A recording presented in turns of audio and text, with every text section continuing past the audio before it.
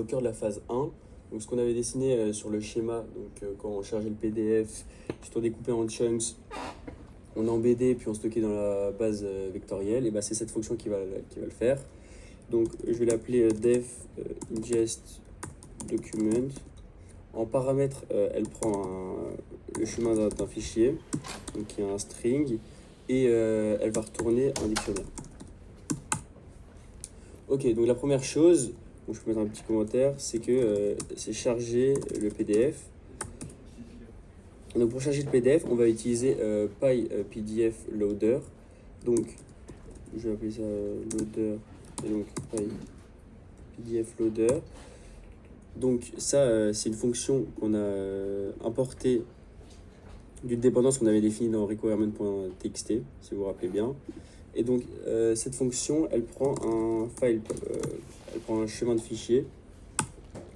Et donc on va aussi définir document qui va être loader.load. Et c'est un paramètre.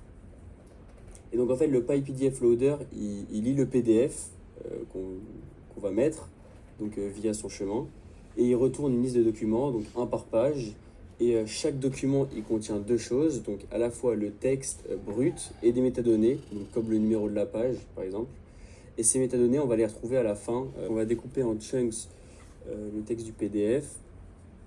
Donc pour ça on va utiliser la fonction recursive character text splitter qu'on a importé de LangChain text. Et donc recursive, voilà. Alors ça en paramètre, ça va prendre le chunk size, donc on avait défini dans config. Ensuite le chunk overlap aussi.